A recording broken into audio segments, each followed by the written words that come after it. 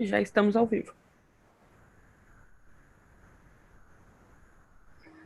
Boa tarde a todos e todas.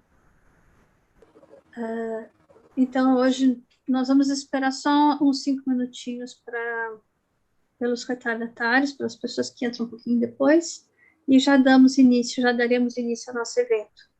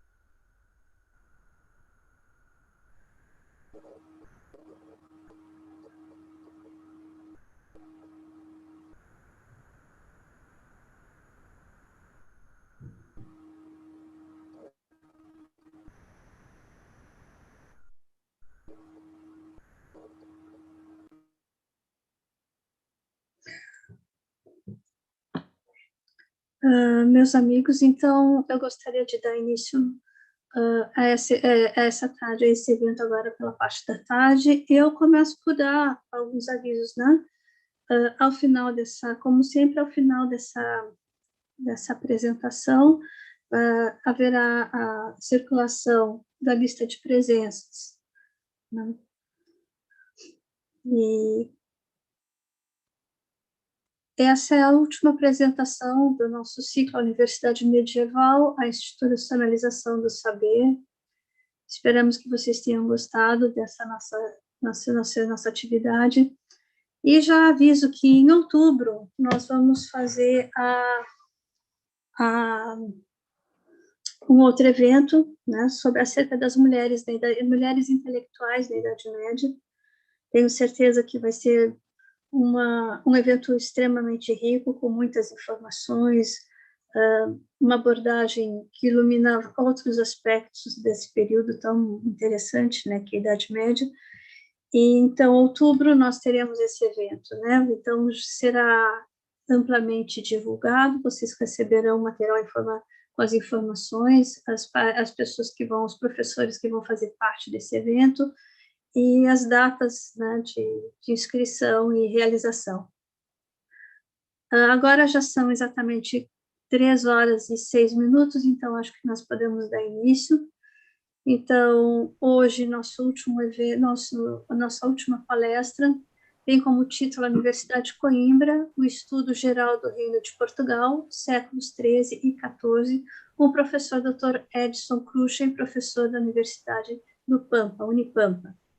Então, ele é doutor em História pela Pontifícia Universidade Católica do Rio Grande do Sul, mestre em Arqueologia pela Pontifícia Universidade Católica do Rio Grande do Sul, especializado em Patrimônio e Bens Culturais pelo Museu Arqueológico Nacional de Madrid, Espanha, Departamento de Arqueologia Medieval, graduado em História pela Universidade Federal do Rio Grande do Sul, professor adjunto do curso de Licenciatura em História da Universidade Federal do Pampa, Unipampa, Campus Jaguarão, coordenador do Laboratório de Pesquisas e Estudos em História Medieval, LAPEM, Unipampa, coordenador do Grupo de Estudos em História Medieval, VESC Capiches, realizou estudos e pesquisas referentes à arqueologia e história medieval em Israel, Tel Aviv University, Espanha, Museu Arqueológico Nacional de Madrid, Portugal, Instituto de Arqueologia da Faculdade de Letras e da Universidade de Coimbra, Itália, Ministério de Bens Culturais da Calábria, e França, École des Hautes Études en Sciences Sociales.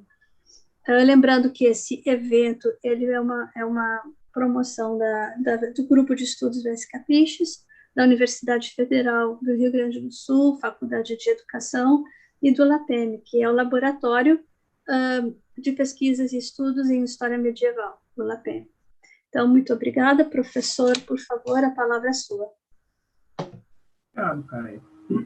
Agradeço muito pela apresentação, agradecer também ao Nilton, ao Jorge, aos colegas da FACED, aos colegas do VESC Capiches. E hoje, então, encerrando a extensão que todos nós organizamos aqui, falar um pouquinho, então, dessa universidade tão característica e tão importante, não só na Idade Média, mas até mesmo na própria história do Brasil, né, o impacto que essa instituição teve ao longo de tantos séculos na formação de estudantes e da intelectualidade, não apenas em Portugal, mas também no Brasil e em várias outras regiões do mundo. A proposta hoje, então, é conhecer um pouco da história da Universidade de Coimbra. Então, a Universidade de Coimbra, o Estudo Geral do Reino de Portugal.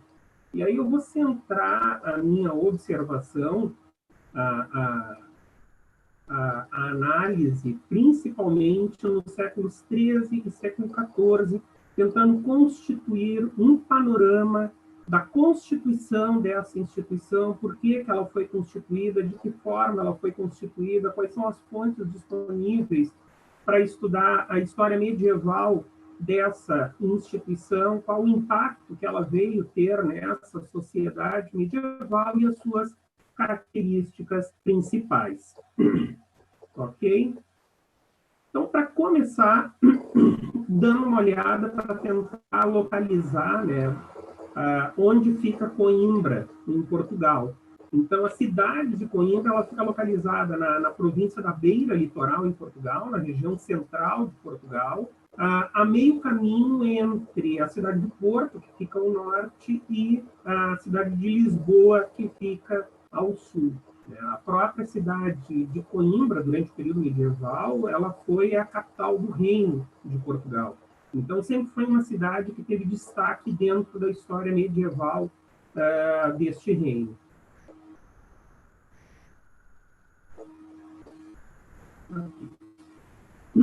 Eu vou começar pelo final, certo? Vou começar pelo final, quase sempre a gente coloca as informações bibliográficas e as referências no final, mas eu vou dar uma rápida passada, tá? Porque era um tema que eu nunca tinha trabalhado antes. Eu nunca tinha me dedicado a tentar compreender e entender a história da Universidade de Coimbra. Certo? A Universidade de Coimbra, lá na sua origem, no período medieval, no início do século XIII, então foi um tema bastante novo para mim, que eu peguei ele praticamente, ou não, totalmente do zero. E acabei me surpreendendo até mesmo da grande quantidade de material disponível para o estudo. Então, tem uma bibliografia muito fácil, muito acessível na internet, que pode ser baixada em PDF, que é essa que está aparecendo agora, certo? Então, eu fiz uma seleção aí de bibliografias desde o início do ano 2000, né, a partir de 2001, até uma bibliografia bastante recente de 2018. Então, se produz bastante, sim, tanto em relação à Universidade Medieval em Portugal, quando nós falamos em Universidade Medieval em Portugal, nós falamos praticamente da Universidade de Coimbra, certo? E especificamente as características da Universidade de Coimbra, né? Então, esse estudo geral português. Então, escolares de universidade na Coimbra medieval, história da Universidade de Coimbra nos séculos XIII, XIV e XV, a singularidade da primeira universidade portuguesa no contexto do nascimento das universidades medievais, notas sobre a Universidade de Coimbra desde as origens, 1290 até a fixação definitiva em Coimbra, 1537. Dom Diniz e a origem da Universidade de Portugal. Dom Diniz vai ser o rei que vai fazer a solicitação ao Papa Nicolau IV para a constituição deste estudo geral dentro do seu reino, como se, obviamente, tendo a perspectiva de que isso seria uma grande benesse para a própria cristandade, a constituição de um espaço de letras, de cultura, de arte, né? A história da Universidade de Coimbra, estado da questão, o Cartularium Portugalensis, reflexões sobre a Universidade Medieval no século XIV, tá? E a política. E esse artigo da Terezinha Oliveira é bastante interessante, porque ela vai trabalhar em cima de uma das principais fontes primárias disponíveis, na verdade, uma grande compilação iniciada na segunda metade do século XX, em 66, né, a segunda parte da década de 60 do século passado, que é uma grande compilação que se faz de toda a correspondência, por isso o Cartulário Portugalensis, entre as autoridades clericais de Portugal e o papado, e o próprio rei e o papado, e os integrantes do estudo geral de Portugal, tanto estudantes como lentes, como mestres, doutores, com o rei, com a monarquia portuguesa e com o papado, sempre referente ao funcionamento desta instituição, sempre referente a essas cartas todas, remetendo às necessidades, ao funcionamento, aos privilégios, aos direitos, aos conflitos que se desenvolvem dentro desta instituição desde a sua criação. E a Universidade Medieval Portuguesa e os problemas do seu financiamento entre os séculos XIII e XIV, do André de Oliveira Leitão, que aí traz várias informações de que forma esta instituição, uma vez constituída, de que forma ela se sustenta e quais problemas ela enfrenta para conseguir alcançar as rendas para pagar os professores e para manter os alunos.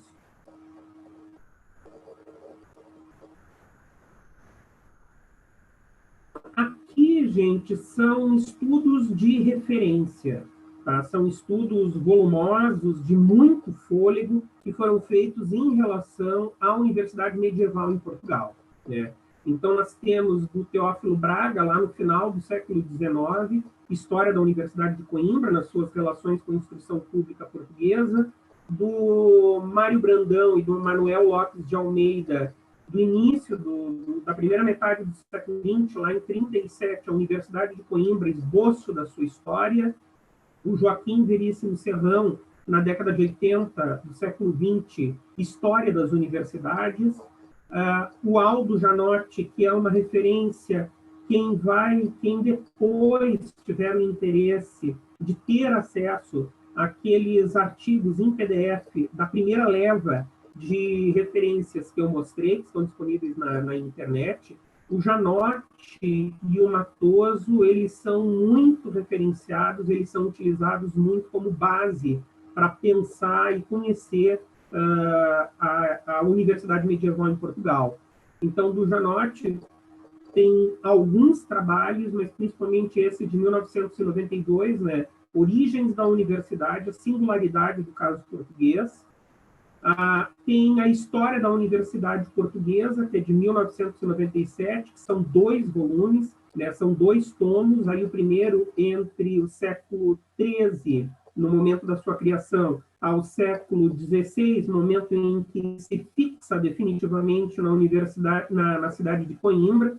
Nós temos essa característica um tanto quanto peculiar do estudo geral português, que ela tem muitas idas e vindas até se fixar efetivamente na cidade de Coimbra.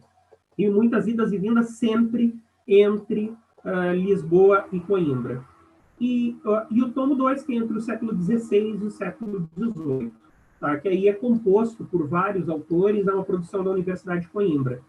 E a Universidade Portuguesa e as universidades europeias, tá? Que é um capítulo, na verdade, na obra História da Universidade de Portugal, que é feito por esse grande historiador, extremamente conhecido, que é o professor José Matoso, e é uma obra, então, do final do século XX, né, em 1997. E fontes primárias, tá? Então, quando eu comecei a estudar, comecei a ler sobre a história da Universidade de Coimbra, sobre a história da Universidade Medieval em Portugal, uma coisa fica bastante patente, bastante clara. São pouquíssimas as informações, né, que existem principalmente para o período inicial, certo? As informações, elas começam a se transformar bastante ricas, principalmente durante o período de Dom Manuel, né, no final do século XV, início do século XVI, onde a universidade vai passar por uma profunda reformulação dentro de toda uma postura de reformulação do próprio reino, de todas as instituições que estão vinculadas à coroa, certo? Então, aí sim, existe todo um registro que a gente pode colocar como um registro burocrático estatal sobre o funcionamento dessa instituição.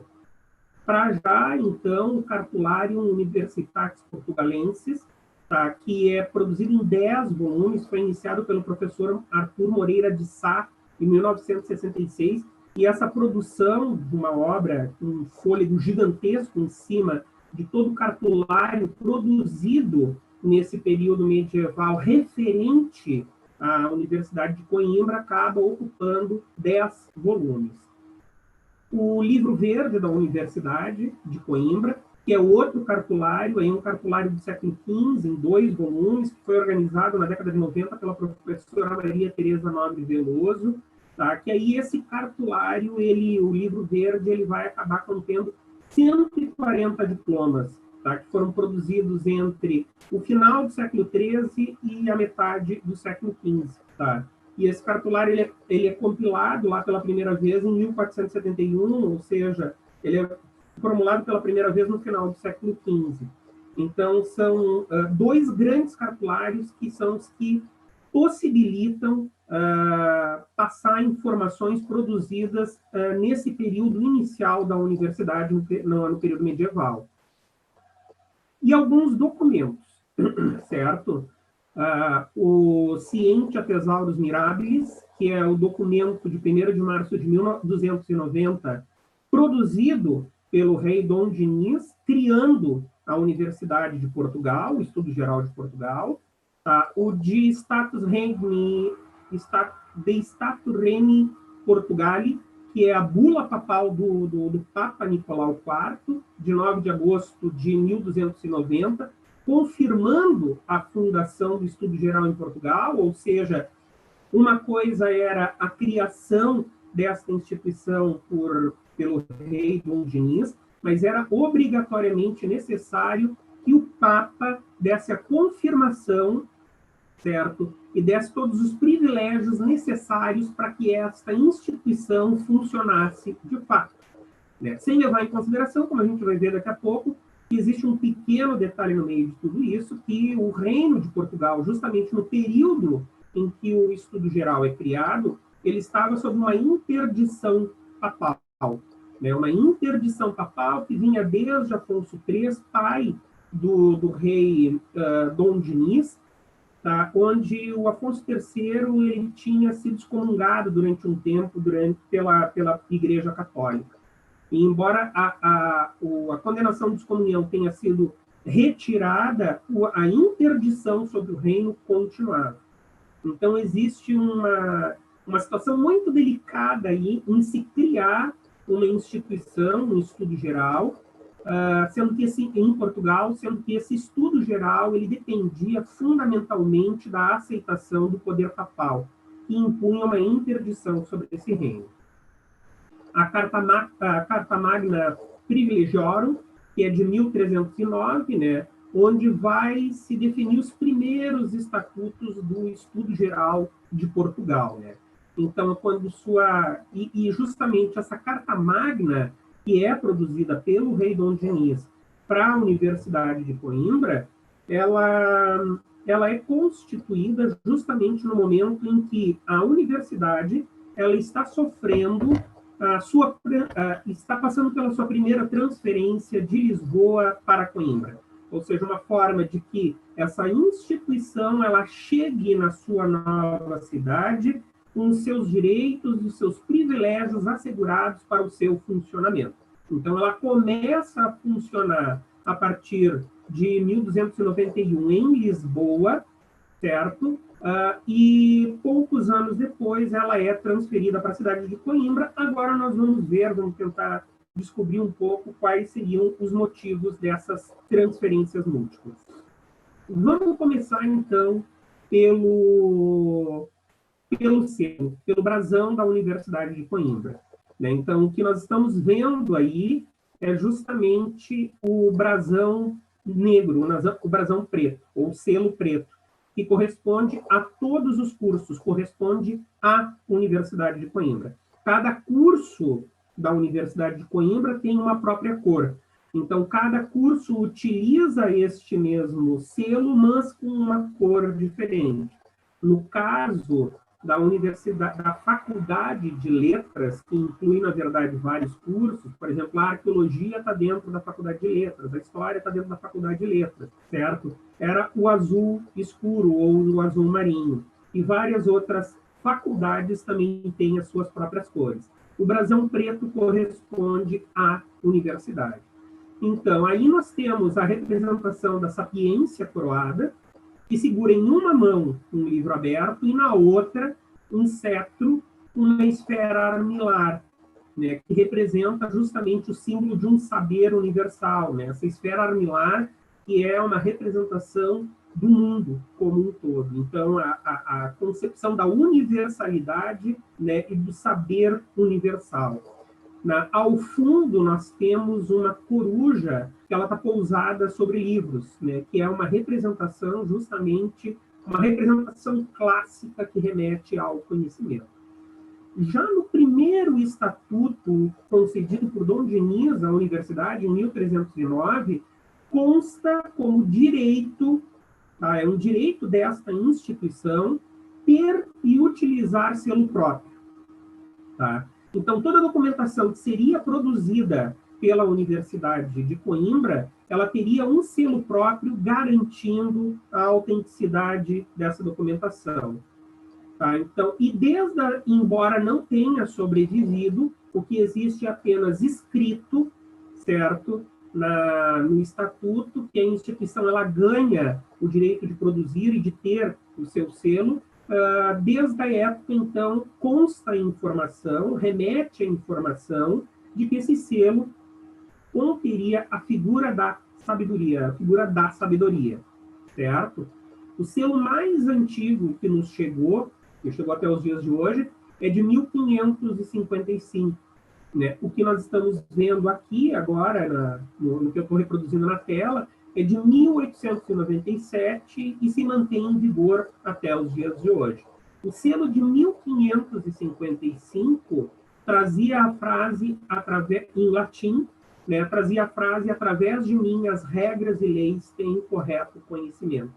Né? Então, a importância da Constituição de um estudo geral para o conhecimento correto das regras, das leis, para o bom funcionamento da sociedade. A constituição de um estudo geral dentro de um reino no período medieval era visto como uma graça que se dava à própria cristandade para o bom funcionamento da cristandade.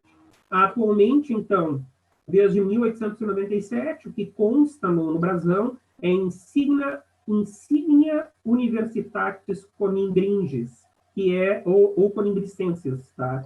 Que é excelente Universidade de Coimbra.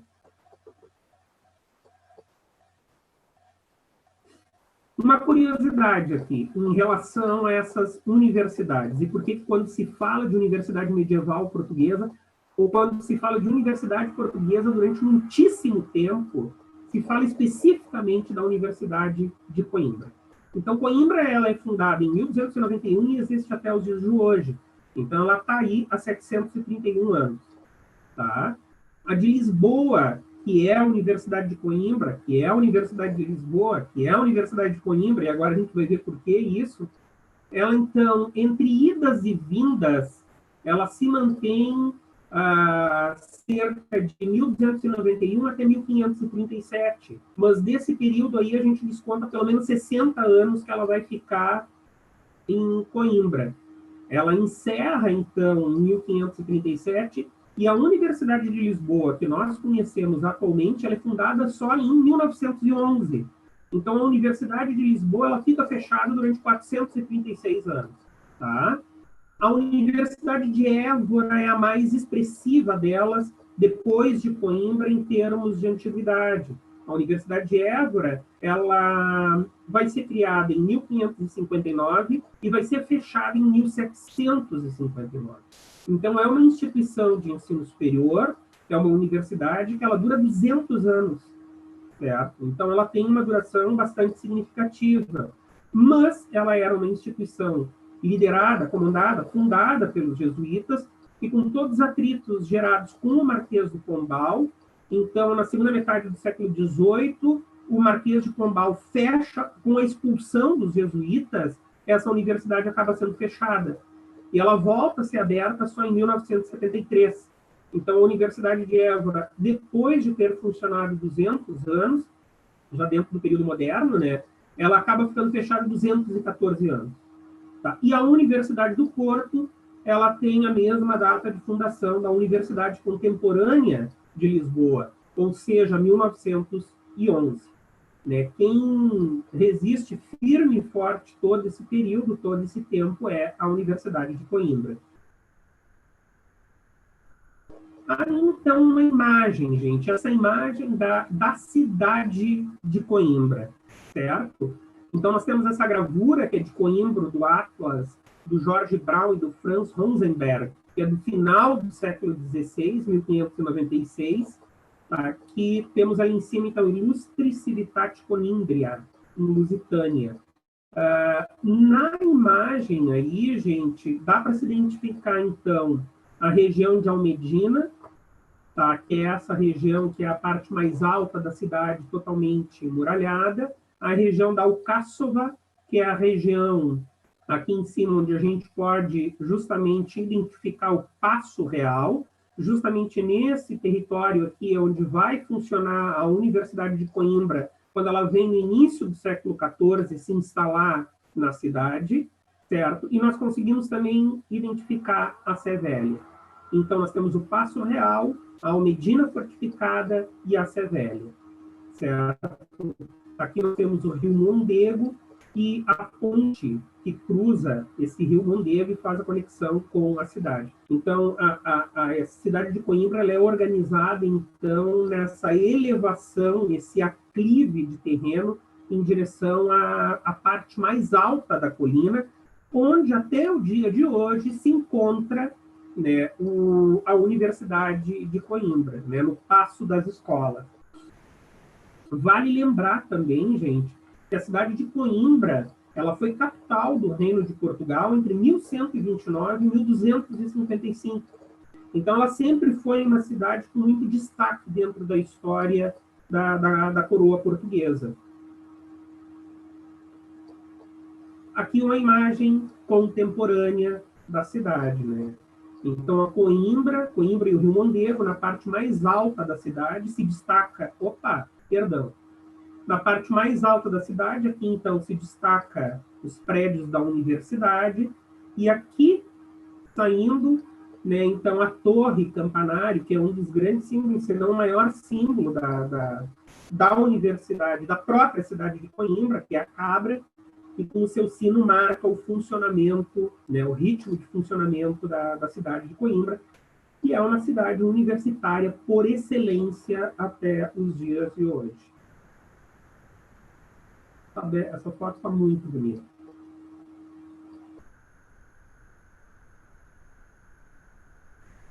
Vamos a alguns antecedentes, então, certo? O que faz Coimbra, no final das contas, ser uma cidade propícia a se constituir a primeira, a receber a universidade? Obviamente, quando se cria a universidade, ela é criada para permanecer na capital desse reino, que é Lisboa, certo? Mas rapidamente ela acaba sendo transferida para Coimbra, tá? Então, antes da fundação da universidade, Coimbra ela já contava com outros centros de ensino, tá? Então, Coimbra, bem como outras grandes cidades de Portugal, assim como Lisboa, não contava com universidades, mas contava com escolas monásticas e com escolas catedralícias, certo? Em grande parte, isso é uma informação arrolada pelo Matoso e pelo Janotti também. Na grande maioria dos outros países europeus, muitas universidades elas são fruto da transformação das escolas catedralícias em universidades. As escolas catedralícias, então, com essa característica básica de serem pertencentes a centros urbanos, e as escolas de monastério mais vinculadas ao ambiente rural, fora dos grandes centros urbanos. A escola catedralícia totalmente vinculada a uma percepção da revolução do século XII, a revolução econômica, a revolução comercial, a revolução cultural, né, que vem a atender não única e exclusivamente a formação de clérigos, mas também de leigos, certo? E a escola monástica muito mais vinculada, anterior, na verdade, a essa revolução cultural e econômica e urbana também do século XII, e muito mais vinculada à formação única e exclusivamente de quadros clericais, certo? Mas vamos nos ater especificamente ao caso de Coimbra. Então, em Coimbra já existia a escola catedralícia da Catedral da Sé de Santa Maria de Coimbra e, principalmente, a renomada escola do monastério da Santa Cruz, né, que era a grande protagonista cultural do reino, ou uma das grandes protagonistas culturais do reino. Né? O Matoso ele também vai colocar que, enquanto que no resto da Europa as escolas de monastério elas acabam sendo superadas pelas escolas catedralícias, e por isso as escolas catedralícias elas dão origem à universidade, em Portugal isso não vai acontecer. O monastério e a produção de cultura, de conhecimento dentro dos monastérios, sempre vai se manter como extremamente importante, pelo menos até o século XIV, certo? Sempre vai concorrer ou até mesmo superar a importância de produção de conhecimento em relação às escolas das catedrais, tá? Ambas, as duas escolas, tanto a da Sé de Coimbra como a de Santa Cruz, elas tinham ricas bibliotecas à disposição dos alunos, né? A cidade de Coimbra, ela criou a cidade de Coimbra, ela tinha criado uma fama de centro cultural muito antes de 1290, quando se cria a Universidade de Estudo Geral em Portugal, né? Então, essas escolas, elas vinham auxiliar, elas auxiliavam intensamente na promoção do corpo clerical a graus universitários, ou seja, já existia um estudo da teologia, já existia um estudo da gramática, já existia um estudo da dialética, já existia até mesmo um estudo da medicina dentro dessas escolas antes da constituição da universidade. Mais do que isso, essas escolas, elas investiam no corpo clerical, nos clérigos que estudavam nessas escolas, para que eles tivessem condições de estudar em estudos gerais, em fazer a sua formação em estudos gerais fora de Portugal. Quase sempre Paris ou Bolonha, no caso português, e muito também Salamanca. Então, os portugueses eles se direcionavam principalmente a Salamanca, a Bolonha e a Paris, certo? Então, já existia todo um interesse de formação de um corpo, que a gente pode colocar, de intelectualidade dentro da cidade de Coimbra, tanto a partir das suas escolas, como pagando, que a gente pode definir como bolsas. Ou seja, o clérigo que deixava a sua cidade, deixava Coimbra, ele mantinha todos os seus direitos e todos os seus ganhos, enquanto era enviado para Salamanca para estudar, para se formar e depois retornar.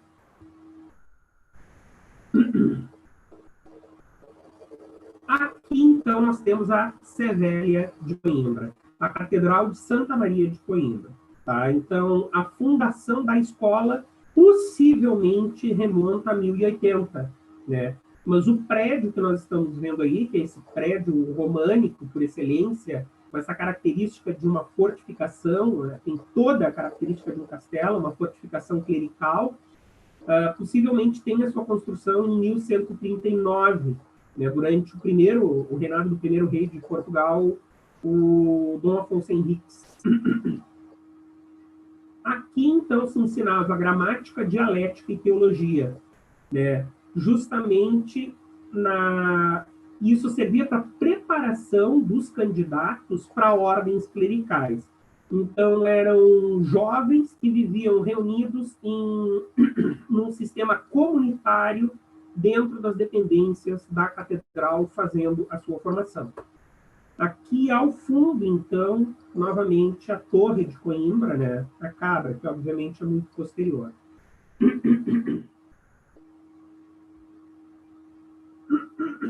Desculpa, vou tomar uma água, gente.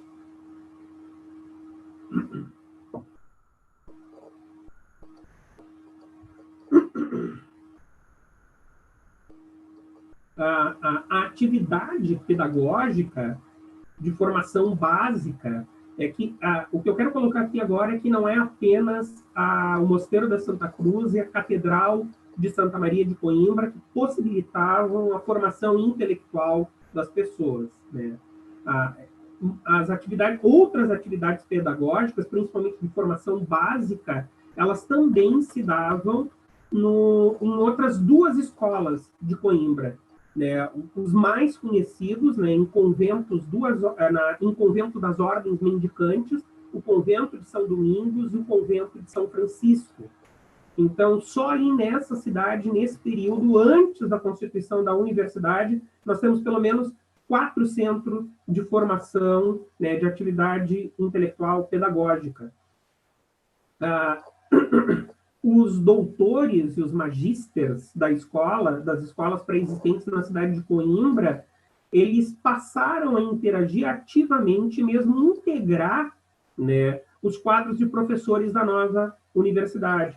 Ou seja, já existia dentro da cidade de Coimbra todo um corpo de doutores, todo um corpo de magistério formado que poderia passar a fazer parte da universidade que chegava na cidade. O que o Janotti e alguns outros autores vão colocar é que, no final das contas, o estabelecimento desse estudo geral, desta universidade em Coimbra, entre 1308 e 1338, depois 1354 e 1377, não é algo descontextualizado, não é algo simplesmente aleatório, muito antes pelo contrário. Ele é totalmente provido de uma razão régia e de uma política cultural que pré-existia. Né? Então, volto a apresentar essa informação. Né? Há pelo menos até 30 anos antes de constituírem a universidade, em 1298, a cidade mais importante do reino era justamente Coimbra. Aí nós temos, então, o Mosteiro da Santa Cruz. O Mosteiro da Santa Cruz, então, ele é fundado em 1132. A estrutura do mosteiro é de 1150, da metade do século XII, antiguíssima a construção, mas ele tem uma fachada, esse pórtico, é do século XVI, é do período manuelino, no momento em que o mosteiro sofre uma grande reforma. E esse mosteiro ele sempre se destacou como um grande centro de formação, né? Essa importância de uma irradiação cultural do reino. Né? Então, aqui no mosteiro, se ensinava o trivium, o quatrivium, justamente essas artes liberais como base para o ensino da teologia e da medicina. E isso é uma característica do ensino monástico que vai se preservar no estudo geral de Coimbra ou de Lisboa, estudo geral de Portugal. Ou seja, a Universidade de Portugal, ela nasce com o curso de artes, ela nasce com a faculdade de artes, né? Sendo que essa artes, entenda-se, o trivium, o quatrivium, que era a base que todos tinham que ter para fazer os outros cursos, seja o direito canônico, seja o direito civil, fosse a medicina e a própria teologia. A questão aqui é que a teologia, durante muito tempo, ela não é ensinada dentro do estudo geral de Portugal. Isso, na verdade, é um preceito, era um direito ou um privilégio, né, justamente das escolas catedralícias ou de monastérios dentro do reino, ou o indivíduo era enviado para estudar em Paris. Tá? Então, a medicina dentro do Mosteiro da Santa Cruz, ela já era estudada pelo menos desde o século XIII. Dentro do mosteiro foi encontrado um hospital. Né? Quem lecionava quem lecionava medicina dentro do Mosteiro da Santa Cruz, justamente eram mestres portugueses que tinham a sua formação na Universidade de Paris. Além disso, além dessa estrutura de ensino, além da biblioteca bastante rica que o mosteiro continha, a biblioteca medieval do mosteiro de Santa Cruz atualmente se encontra na biblioteca pública da cidade do Porto, ela continha um escritório. Tá? Então, um escritório muito importante, extremamente dinâmico, tá? Que era responsável pela produção de cópias de manuscritos, justamente para a utilização dos seus alunos nos cursos de arte e medicina. Certo? E de teologia, obviamente.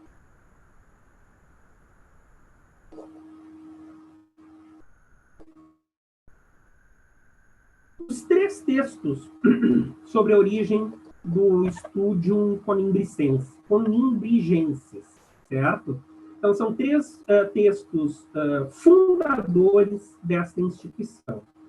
Primeiro, a petição de novembro de 1288, que é feita por clérigos, ou seja, é feito pelo prior da Santa Cruz, que é a escola monástica que a gente acabou de ver, pelo abade do mosteiro de Alcobaça, que é o maior monastério cisterciense em território português, e mais 24 reitores de paróquias portuguesas. Característica interessante, todas essas paróquias estão sob o padroado do rei, ou seja, Dom Diniz era o padroeiro de todas essas paróquias, né? Lembro que neste período existia, então, essa instabilidade entre a Santa Sé e o Reino de Portugal, né? Já não pesava mais, obviamente, a excomunhão sobre a coroa portuguesa, mas o interdito se mantinha. Então, essa solicitação acaba sendo feita por paróquias que estão sob controle do rei Dom Diniz, né? Então, essa petição, justamente uma petição que roga ao Papa Nicolau IV a criação de um estudo geral no reino. O documento produzido por Dom Diniz, o Scientia Thesaurus Mirabilis, que é de 1290, e cria burocraticamente, ou cria no papel, pelo menos, a instituição, e depois vem a confirmação, né, do Papa Nicolau IV, de Studo Reini Portugali, em agosto de 1290, que confirma a criação da universidade, atendendo tanto à solicitação dos clérigos, quanto à solicitação do próprio rei Dom Diniz. A questão é que, nesse meio tempo entre a solicitação e agosto de 1290, né, ou melhor, a questão é que entre março de 1290, quando o rei cria a universidade, e agosto de 1290, quando o Papa confirma, se levanta a interdição sobre o reino de Portugal.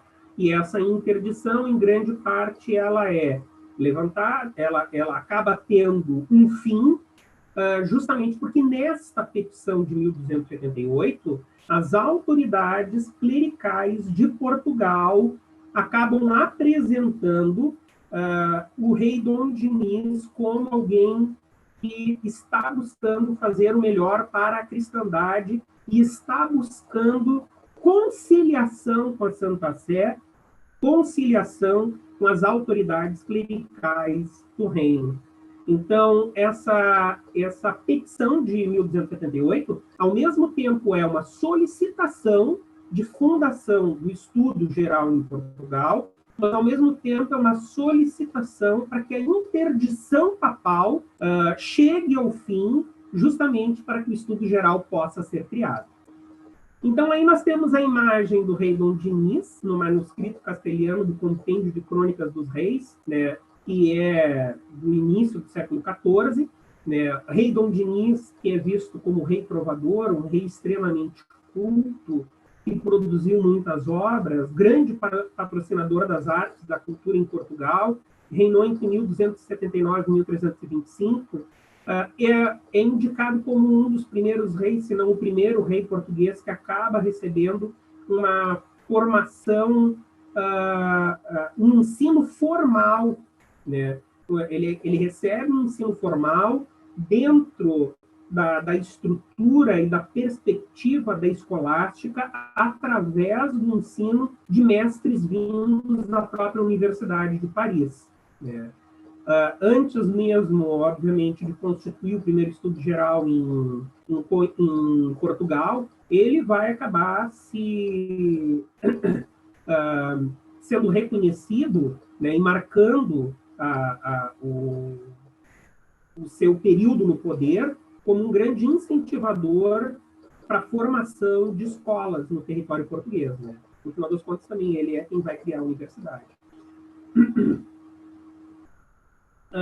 Aqui tem um trechinho da bula do Papa Clemente V, em 1308, né, quando se dá a autorização de tirar a Universidade de Lisboa e levar para Coimbra, né? Da parte do nosso caríssimo filho em Cristo, Diniz, ilustre rei de Portugal, vem-nos uma petição em que ele, como zelador da justiça, mostrava o desejo de que nos seus reinos vigorasse a ciência das letras na sua plenitude, para que se conhecessem as leis e se exercesse a justiça. Então, a criação de um do reino está diretamente vinculado com o bom governo, com o bom poder, com o exercício da justiça,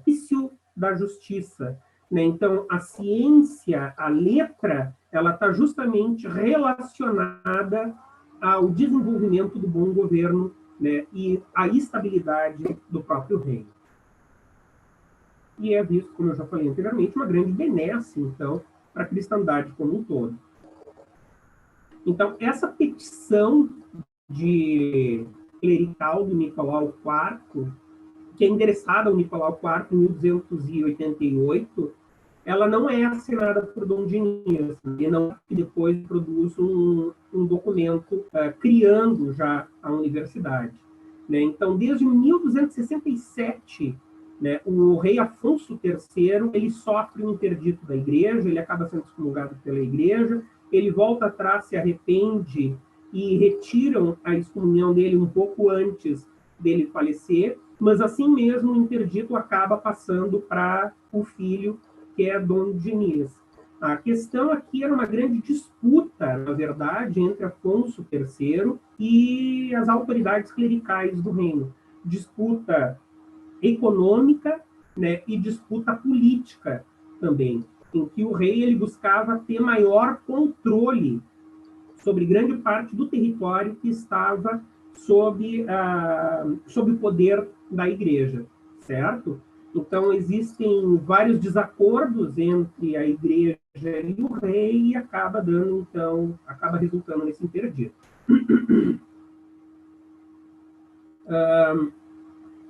Essa petição, e eu acho que isso eu já coloquei, de qualquer forma, retomo aqui muito rapidamente, né?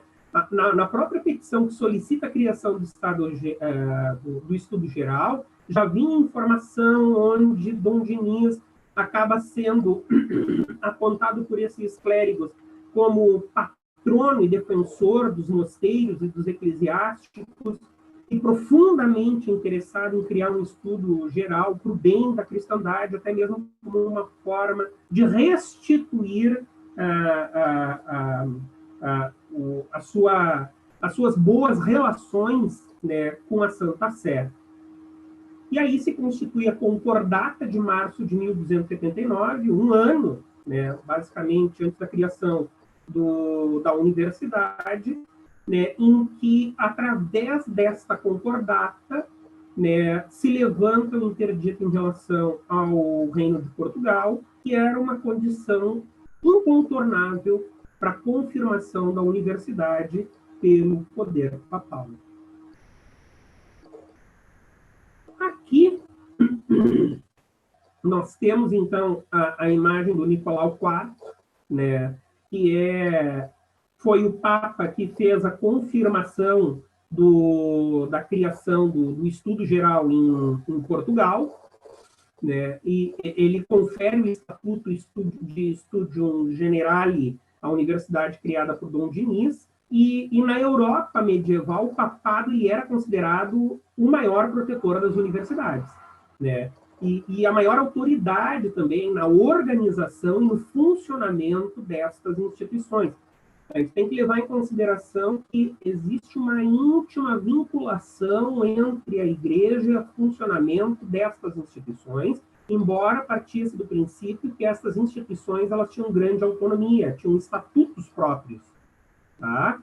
No caso da Universidade Portuguesa, isso vai se agravar ainda mais, essa vinculação entre igreja e universidade, tendo em vista que a Universidade Portuguesa medieval ela era basicamente sustentada economicamente pela igreja, pelas dioceses de Portugal, certo?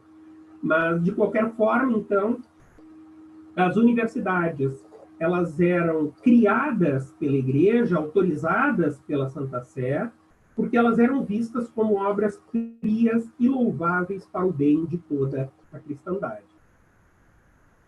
No que concerne no que concerne a Dom Diniz, tá? era interessante a constituição de um estudo geral de uma universidade dentro do seu reino, né, sem contar toda a questão da vinculação com a cultura que esse monarca tem, certo? Que sempre esteve relacionado, era um artista, era um poeta, era um trovador, era um grande incentivador da cultura no reino.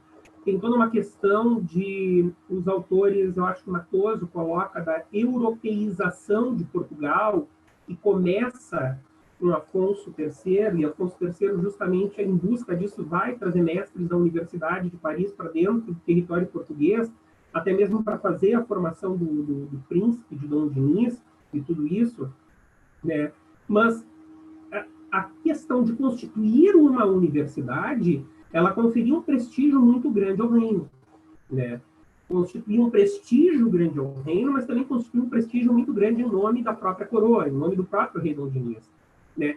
Além disso, a constituição desse centro de conhecimento, ela possibilitava formar uma elite letrada, né, que ia auxiliar na administração do reino, dentro dos novos modelos de ensino, né, ou da nova estrutura de formação, da intelectualidade que se impõe na Europa nesse período, que no resto da Europa já começa desde o início do século XI, Bolonha possivelmente antes Bolonha é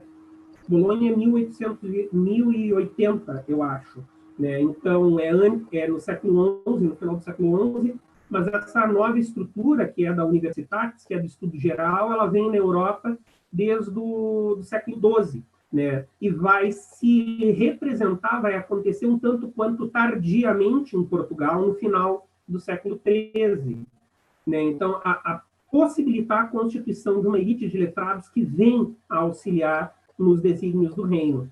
Representava também uma certa forma de economia para a coroa, uma vez que, para ter formação nesses estudos gerais, nessas universidades, era necessário pagar bolsa para que os indivíduos estudassem em universidades fora do território português.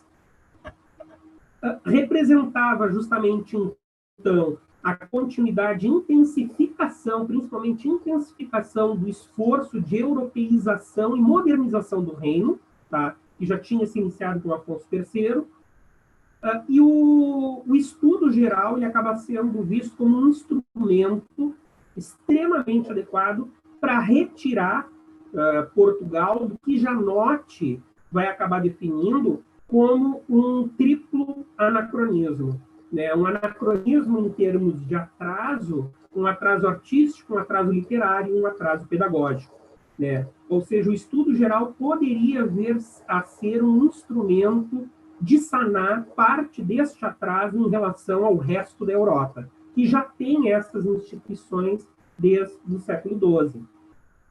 E, obviamente, a instituição, a universidade, ela era uma instituição que permitia à coroa portuguesa fundamentar o seu poder no território, né? Principalmente fundamentar o seu poder no território frente a outros poderes, entre eles a própria igreja.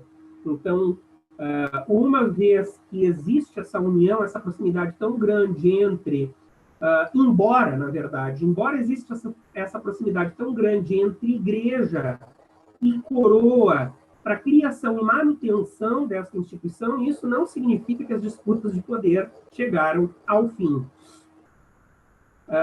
Uma informação é que a Universidade de Coimbra, ou a Universidade de Portugal, ela acaba sendo criada dentro de uma perspectiva de ex-privilégio, ou seja, ela é criada por deliberação e autoridade real e eclesiástica, ou seja, ela parte do desejo de criação de autoridades, tá? Sejam elas seculares, sejam elas clericais. E não por iniciativa de mestres, como vai acontecer em Paris, se não me engano, e nem por iniciativa de alunos, se não me engano, que é o que acontece justamente em Bolonha, né? Então, a sua criação parte da vontade de autoridades. Tá? A criação de um estudo geral pelo Papa ou por um rei, aí tanto faz, indicava justamente, então, essa preocupação em construir bases teóricas de sustentação dos seus poderes e até mesmo para auxiliar na constituição dessas disputas, né? Então, um dos grandes motivos da constituição de um estudo geral dentro de um reino era utilizar esse conhecimento produzido dentro do estudo geral como um instrumento de cunho político, né, favorável ao governo, favorável ao poder, fosse ele clerical, fosse ele secular. Aqui é uma informação que já foi trabalhada, mas eu acho interessante dar uma retomada muito rápida. Foi trabalhada principalmente pelo professor Jorge na apresentação dele, e depois, acredito também pelo Galina, né, as corporações de mestres escolares, né, que significa justamente Universitas Magistrorum et Scholarium, perdão.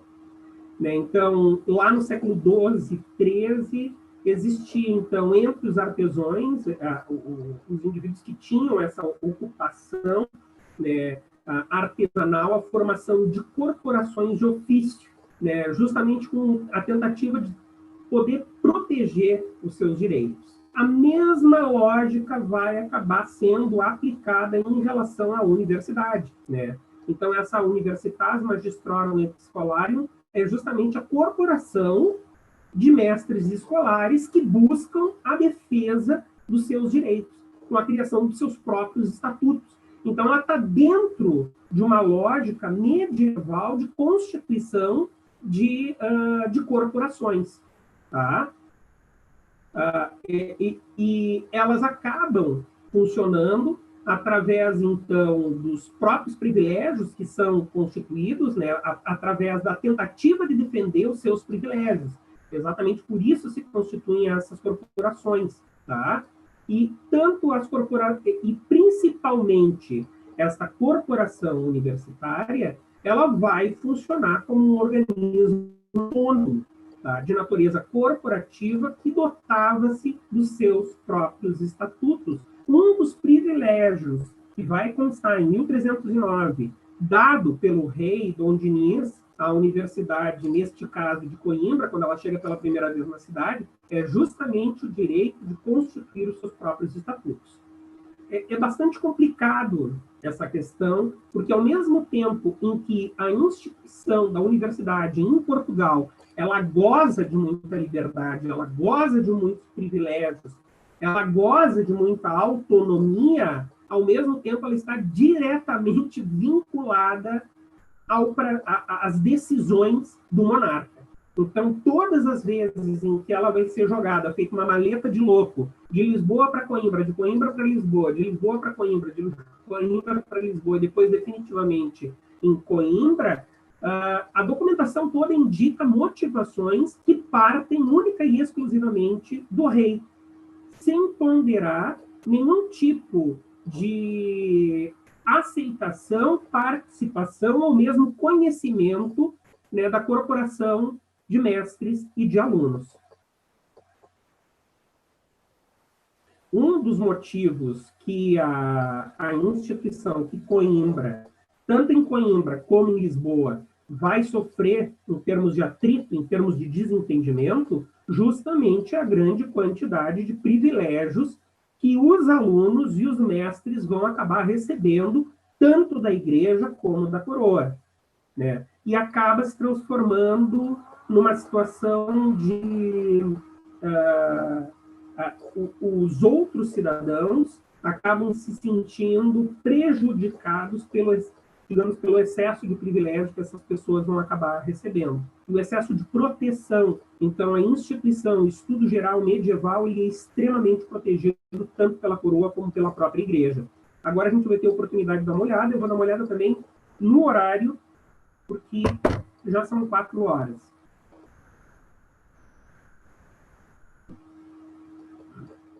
Aí nós temos, então, o Papa Gregório IX, certo?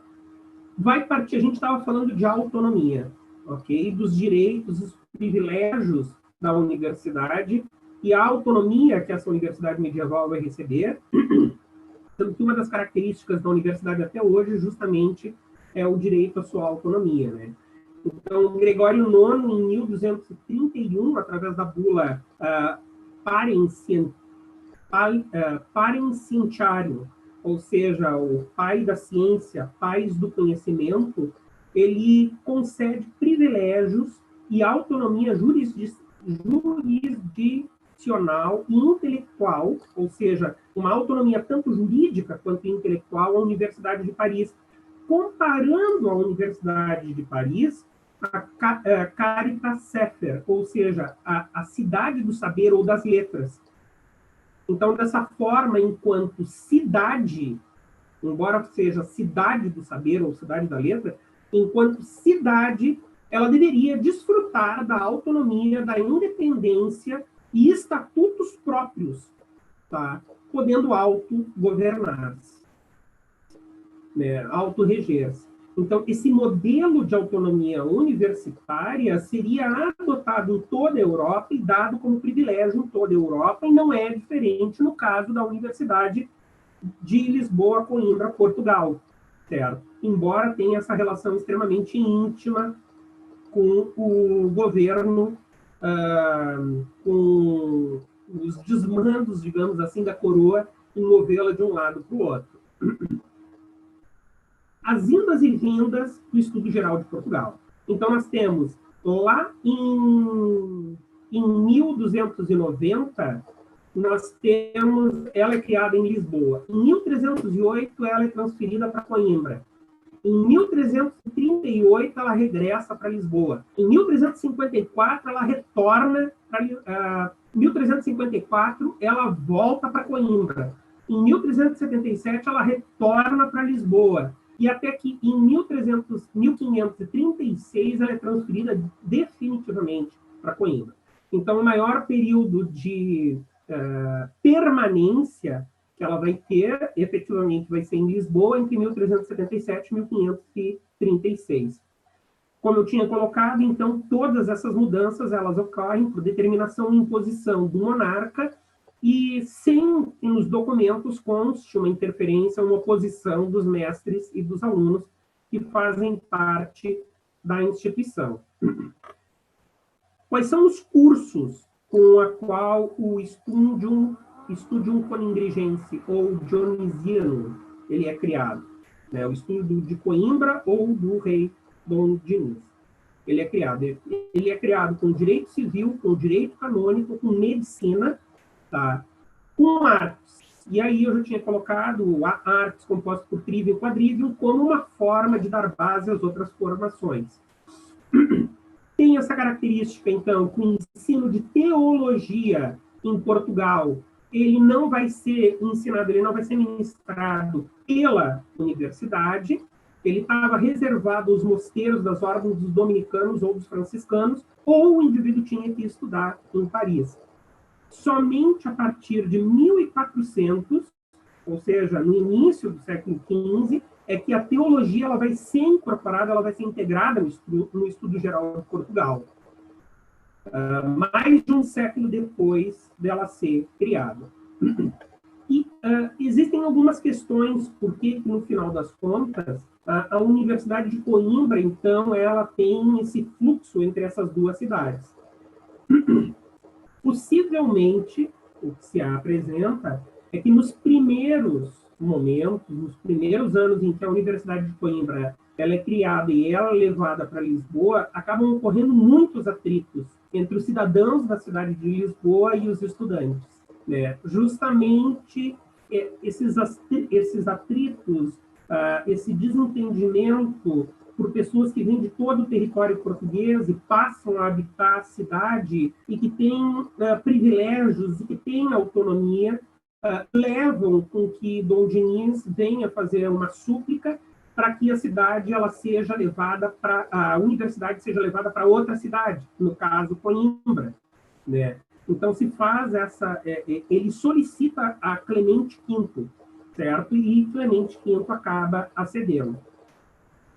Justamente nesse período é que se dá, então, a constituição do primeiro estatuto dessa universidade, né, e são garantidas doações de recursos de pelo menos 6 paróquias próximas a Coimbra, que farão o sustento, farão a manutenção dessa universidade. É realçado nessa súplica que é feita a Clemente V, que justamente a cidade de Coimbra seria um local mais apropriado, mais cômodo, mais conveniente para o funcionamento da universidade, por ser uma cidade menor, sem tanta agitação, tá? E que não conteria também tantas distrações e perturbações que a grande cidade de Lisboa acabava oferecendo para os estudantes. É óbvio, a partir do momento em que tu junta uma grande quantidade de jovens, seja jovens em qual período da história for, no mesmo local, né, a agitação ela é questão de tempo. Né? E não foi diferente também em Coimbra. Então, a agitação que se produzia na grande cidade de Lisboa acaba sendo ainda mais sentida dentro da cidade de Coimbra. Mas se buscava um lugar calmo, pacífico, para o funcionamento da universidade, onde não existisse distração para esses alunos e eles se dedicassem única e exclusivamente à formação, aos seus estudos. Tá? Também tem uma questão econômica envolvida nisso, né, que a grande quantidade, ou praticamente todos os rendimentos que faziam o funcionamento dessa instituição, eles vinham justamente de paróquias da Diocese de Coimbra. Então, também mais apropriado aproximar a instituição da cidade, que, no final das contas, faz o sustento dessa instituição. Em 1338, o Afonso IV transfere a Universidade de Coimbra para Lisboa. Né? Aí a principal justificação é que a corte passava a maior parte do tempo justamente em Lisboa. E ele queria ter, então, essa instituição, que é um órgão de Estado nesse período, né, anexo à corte, junto à corte. Certo? Em 1334, possivelmente, pelo efeito devastador da peste negra na cidade de Lisboa, que é uma cidade portuária, a cidade de Lisboa vai ser tremendamente afetada pela expansão da peste, se muda a universidade para um lugar visto como mais protegido, certo? Que seria a cidade de Coimbra, né? Que está longe do mar e não tem porto, tem menos movimento, é mais calmo, e tudo isso estava mais protegido, não tinha tanto fluxo quanto a capital do reino, certo? Em 1377, né, a Universidade de Coimbra, ela vai para Lisboa novamente, né, no tempo de Dom Fernando, pelo monarca ter contratado uma grande quantidade de mestres estrangeiros, certo? Ele faz, na verdade, em 1337, uma certa revigoração desta instituição, contratando muitos mestres de universidades estrangeiras, principalmente de Paris, para lecionarem no estudo geral português. E uma das coisas que é imposta pelos mestres é que eles querem permanecer na maior cidade do reino, na capital, justamente por ser uma cidade que oferece a maior quantidade de recursos para que eles possam exercer as suas funções. E, definitivamente, em 1536, a universidade ela vai sair de Lisboa e vai ir definitivamente para Coimbra, já no período de Dom João III, pelo fato de que Dom João III vai reformular a universidade completamente, vai criar várias escolas vinculadas à arte, e que vão ser ligadas à universidade. Todas essas escolas de arte são criadas em Coimbra para reforçar o funcionamento dessa instituição universitária, e o rei Dom João ele vai vincular o sustento da universidade às rendas do monastério da Santa Cruz de Coimbra, né?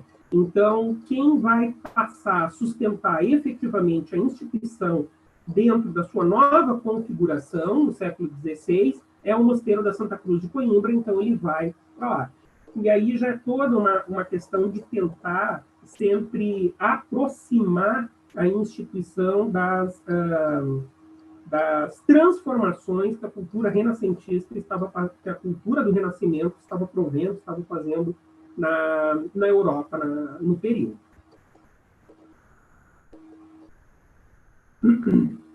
As formas de sustento, gente, seriam duas formas de sustento básica, as externas e as internas. As externas eram através de benfeitorias dos eclesiásticos, doações, salários pagos pelo rei por nobres, e as internas era pagamento de matrícula, pagamento para concessão de graus, ou seja, para um indivíduo conseguir um grau, ele tinha que pagar aos seus mestres para poder fazer os exames, né?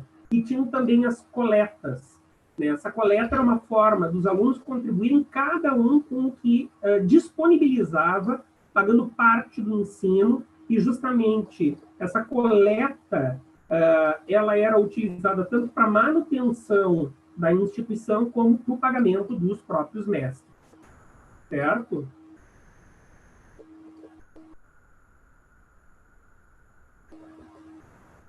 Aqui, gente, uma das questões, antes de passar para o próximo slide, né? Quando se faz a petição clerical de 1278 para a criação da universidade, todos os clérigos que acabam assinando esse documento, né, todos os representantes que acabam assinando esse documento, eles se comprometem em vincular parte da sua renda, né, e das suas paróquias para poder financiar e fazer a manutenção do estudo geral, demonstrando que existia condições de existência e desenvolvimento dessa instituição dentro do Reino de Portugal. Ainda dentro dessa questão de manutenção e de sobrevivência tanto dos professores como dos alunos, que constitui a universidade, o cartulário ele se constitui principalmente, né, de uma extensa compilação de cartas que fazem súplicas de escolares e de doutores, súplicas que são dirigidas tanto ao Papa como ao Rei, e também de cartas que acabam retornando a essas súplicas, tentando atender essas súplicas, tanto por parte do Papa como por parte do Rei. Então, a tentativa de manutenção de direito, a tentativa de receber determinados recursos, a tentativa de solução de determinados conflitos com a sociedade na qual a universidade estava inserida, certo? Então, a principal questão que é abordada neste cartulário, que é composto por 10 volumes, é justamente a tentativa de manutenção e de existência desta instituição ao longo do período medieval.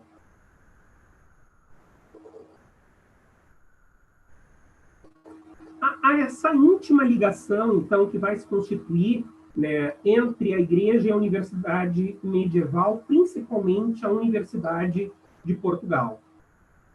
Para começar, muitas das primeiras universidades elas vão surgir justamente das antigas escolas, principalmente das escolas de catedrais urbanas. Então, já é a transformação de uma instituição de ensino pré-existente, uma instituição de ensino pré-existente altamente vinculada, totalmente vinculada ou criada pela própria Igreja. E são essas instituições que se tornam em universidades. Em grande parte, tanto os escolares como os mestres das primeiras universidades, eles eram clérigos, né? Regulares ou seculares, né? E grande parte desse estudo ele era feito para se transformar em clérigo também. Então, existe uma vinculação muito grande entre a formação e seguir a carreira dentro da igreja. E os professores também fazem parte da igreja, os mestres faziam parte da igreja. O fato acadêmico coimbrão, que se usa até hoje, e que se perde aí no tempo, desde quando ele vem sendo utilizado, que é praticamente uma batina preta, ele está baseado justamente na lógica da batina e da forma que os clérigos deveriam se vestir, né? Atualmente se constitui exclusivamente como um traje acadêmico desvinculado de qualquer referência religiosa. Mas como a grande maioria dos estudantes eram justamente vinculados à igreja, se vestiam dessa forma clerical. Ao ingressarem na universidade, os leigos passavam a desfrutar também dos privilégios, das liberdades e das imunidades do clero. Então, vinculava também os leigos a todos os privilégios pré-existentes ao clero. Os graus acadêmicos, eles eram concedidos única e exclusivamente pelo bispo diocesano. Apenas o Papa podia conferir o privilégio do jus ubique docente, né, que é justamente o que permite a transformação, a constituição de uma universidade. Sem isso, não existe universidade. No caso português, apenas o Papa podia confirmar o deslocamento do estudo geral entre as cidades, ou seja, partia do rei fazer a solicitação, mas partia do Papa conceder isso ou não.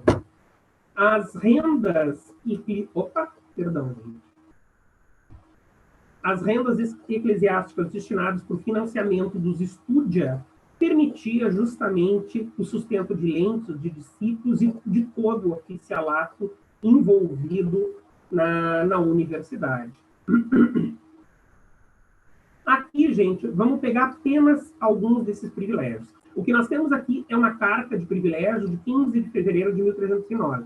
É justamente uma carta inspirada, uma carta de privilégios inspirada no texto de Afonso X, o Sábio, concedendo privilégios à Universidade de Salamanca. Tá? Para começar, o rei, ele toma os universitários sobre sua proteção pessoal, certo? Os estudantes, eles não podiam ser julgados através de um poder secular. Eles tinham que ser levados perante ao bispo, tá? Ou mestre-escola, e serem julgados por um tribunal universitário. Tá? Eles não poderiam ser levados a juízo secular, a não ser que fossem pegos em flagrante homicídio, rapto de mulheres ou fabricando moedas falsas. Os alunos tinham o direito de eleger os mestres, os reitores, os conselheiros, os dedéis e todos os oficiais que faziam a universidade funcionar, certo? Os estudantes, eles tinham o direito de elaborar os estatutos próprios do estúdio ao qual estavam vinculados. Aqui é interessante essa imagem, rapidamente, que é o cárcere universitário que existe até hoje na Universidade de Coimbra, né? Então, esses problemas de arruaça, bebedeira, briga, desacato à autoridade, não pagamento de dívida, o estatuto universitário que esses estudantes tinham, faziam com que eles fossem julgados e, caso condenados, eles pagassem essas suas penas dentro dos muros da universidade, e era uma forma de separar esses indivíduos de criminosos comuns. Pelo que se sabe, essa cárcere, ela existia já no período medieval, né? Mas essa que nós estamos vendo aí é do período pombalino, de 1773. Né? Tanto que a universidade, ela vai funcionar no Paço Real, e o Paço Real tinha um cárcere. Né? Então, acaba sendo utilizado justamente para todas as situações que acontecem dentro da instituição. Existiam taxadores que eram os responsáveis por fazer o controle do preço de aluguel, para que os alunos não fossem explorados. Nenhum aluno podia ser expulso das casas que estavam alugando sem que existisse uma verificação expressa dos motivos e das causas, ou seja, os alunos não corriam o perigo de uma hora para outra se verem na rua, nem de serem explorados com aluguéis exorbitantes. Né? Não havia cobrança, nenhum tipo de taxação para que a Universidade de Coimbra recebesse os privilégios do rei. Isso daqui é interessante. O rei proibia veementemente que cortesãs e jograis, né, se intrometessem na vida dos escolares ou estivessem dentro das suas casas de aluguéis, garantindo o máximo de tranquilidade aos seus estudos, como se não fosse o caso dos próprios estudantes buscarem isso, né? Outra questão, os estudantes que se deslocavam de outras partes do reino para estudarem na Universidade de Coimbra, trazendo todos os seus pertences e as suas cavalgaduras e os seus criados e tudo mais, eles ficavam totalmente isentos de pagar pedágio. Então, eles podiam se deslocar desde a sua cidade até Coimbra sem pagar pedágio ao longo de todo o trajeto, que facilitava, obviamente, barateava o deslocamento. O rei manda constituir um sistema de abastecimento para os membros da corporação universitária. Então, ele manda que em Coimbra existam padeiros, vinhateiros, carniceiros, verdureiros, que vendam todos os alimentos, todo o sustento aos universitários da forma mais barata possível, porque o rei deixa de cobrar imposto sobre todos esses produtos para que eles sejam acessíveis aos estudantes. O rei disponibiliza uma parte da cidade para os estudantes viverem, que é o bairro de Almedina, né, que fica reservado para os estudantes alugarem casas. E isso acaba sendo um problema, um conflito com os moradores.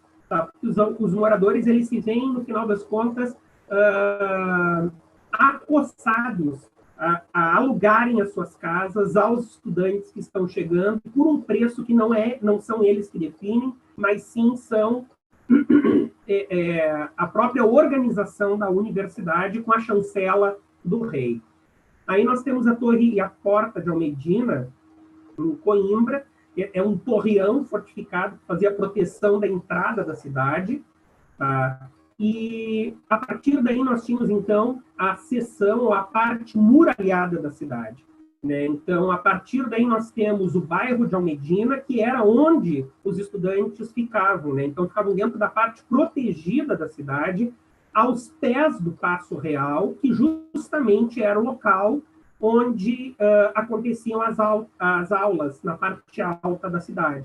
Então, já se prevê uma aproximação do bairro dos alunos com um local dos estudos, um local protegido.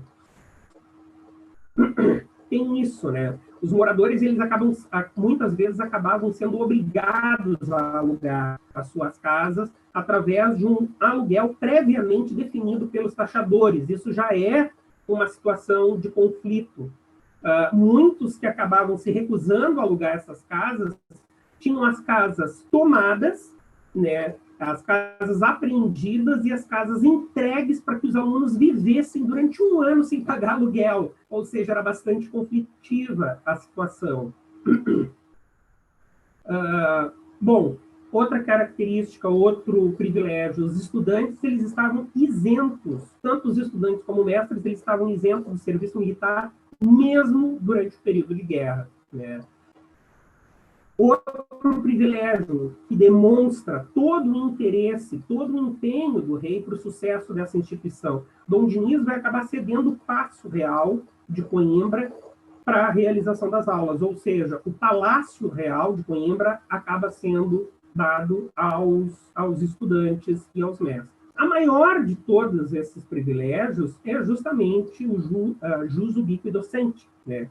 É o que acaba dando validade aos graus acadêmicos e acaba conferindo a constituição da universidade, certo? Através desse privilégio, o indivíduo que se forma dentro dessa instituição acaba recebendo a licência docente, que é esse direito de tu poder estudar, mas mais tu poder lecionar em qualquer lugar da cristandade, fazer esse peregrinatio acadêmica, justamente porque existia um elo de vinculação muito grande dentro dessa intelectualidade europeia, que é o latim.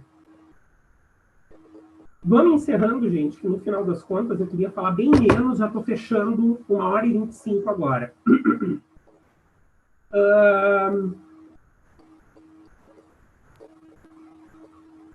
Coimbra. Boa tarde. Então. Encerrou, Edson? Não, eu já vou concluir. Tá. Só vou concluir. Então, nós temos a Universidade de Coimbra, né? A Universidade de Coimbra, que é conhecida como a Luz Atenas, né? Uma cidade que é universitária por excelência, desde o momento da sua criação até os dias de hoje, uma cidade de Coimbra riquíssima entre tradições acadêmicas centenárias, que marcam totalmente o ritmo de existência dessa cidade até hoje. A cidade de Coimbra, ela é o que é e é conhecida da forma que é conhecida, fundamentalmente pela Universidade de Coimbra e por todo o patrimônio cultural, por todo o patrimônio artístico, por todo o patrimônio arquitetônico que essa universidade aporta a essa cidade.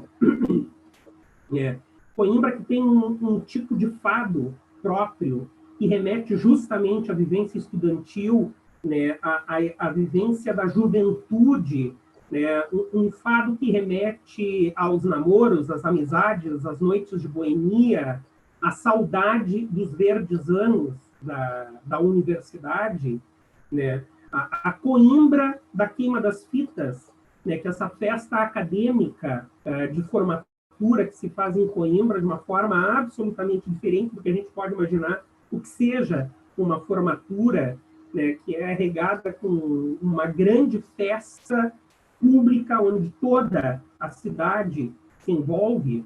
Aqui nós temos, então, a representação de um estudante da Universidade de Coimbra, né, numa ilustração do século XVIII, e justamente até hoje esse fato ele é utilizado, como pode ser visto aqui e aqui embaixo também, né, porque justamente isso era a roupa que os clérigos usavam. Aqui do lado nós temos uma serenata, que é a serenata monumental, que marca o final do ano letivo e a abertura dessa grande festa da queima das fitas. E embaixo nós temos um grupo de estudantes com um fato acadêmico tão tradicional, tão marcante na Universidade de Coimbra. Aí todos esses estudantes eles estão justamente no passo das escolas. E aí, então, atualmente, a Universidade de Coimbra, né, com 8 faculdades, né, uma universidade, então, que existe há 731 anos, a Faculdade de Letra, de Direito, Medicina, Ciência e Tecnologia, Farmácia, Economia, Psicologia e Ciências da Educação e Ciência do Desporto e Educação Física. Essa bela imagem aí que está encerrando a minha fala do passo das escolas, né, onde atualmente funciona a Faculdade de Direito da Universidade de Coimbra e que seria onde funcionaria a escola medieval no século XIII, no período em que ela funcionou na Universidade de Coimbra. Só para encerrar, eu acabei pulando algumas coisas, porque eu acabei reservando muito material para essa apresentação, mas só para encerrar, então, atualmente, mais de 2.000 estudantes brasileiros fazem a formação na Universidade de Coimbra, em graduações as mais diferentes possíveis, graduação, mestrado e doutorado. A Faculdade de Coimbra, eu acho que tem, de Direito de Coimbra, eu acho que tem tanto estudante brasileiro quanto português, principalmente nos programas de pós-graduação. Muitos brasileiros vão fazer pós-graduação em Direito em Coimbra. Lembrando que a Universidade de Coimbra ela foi uma grande responsável, durante muito tempo, pela intelectualidade brasileira. Então, a universidade referência para o Brasil, durante muito tempo, justamente foi a Universidade Portuguesa. E tem um texto que é do Fonseca, de 2015, que é um dos textos que eu apresentei no início, em que nesse artigo ele acaba identificando a presença de estudantes brasileiros na Universidade de Coimbra, pelo menos desde o início do século XVI, né? E, obviamente, isso era um costume das famílias abastadas mandar os filhos estudarem em Coimbra justamente porque isso revestia não apenas o doutor que voltava de Coimbra, doutor fosse no que fosse formado, mas voltava como doutor, mas a família como um todo. Eu tinha 1h30 para falar, que era o previsto. Eu pensava falar 1h, 1h10, acabei falando 1h30 certinho, eu acabei usando todo o tempo. Desculpa se me estendi demais, eu fui monótono. Agradeço a atenção de todos e de todas, e por aqui eu encerro então, gente. Muito obrigado pela atenção até o momento. Dr. Edson, nós que te agradecemos imensamente essa explanação incrível, muito bonita e muito significativa. E cremos que o evento sobre a universidade na Idade Média, de algum modo, reverbera na nossa universidade hoje, em tudo que nós estamos vivendo hoje, e na importância de reafirmar esse espaço como um espaço de pensamento, de provocação, de problematização da vida. Bem, nós temos aqui algumas perguntas. Tu queres que eu faça de 2 em 2, de 3 em 3, Edson? Olha, eu vou eu perco, cara. Isso. Velho. Se tu me fizer uma ou 2 a 2, eu agradeço. Senão, se tu me faz um grupo de 4 ou 5... Não, tranquilo. Não, 4 ou 5 não, aí é muita coisa. Eu só queria lembrar ainda antes lá do final, gente, que os certificados eles estarão prontos dentro do sistema de extensão, que é o mesmo que vocês se inscreveram. Vocês vão acessar com o login e senha que vocês fizeram para realizar a inscrição, daqui a uns 30 dias ao menos, porque é necessário fazer relatório, aprovar e etc. e tal. Então, daqui a uns 30 dias nós vamos avisá-los, então fiquem tranquilos, nós vamos avisá-los por e-mail, e aí vocês entram lá com a senha e o login e estará lá o certificado. Bem, professor Edson, a primeira pergunta.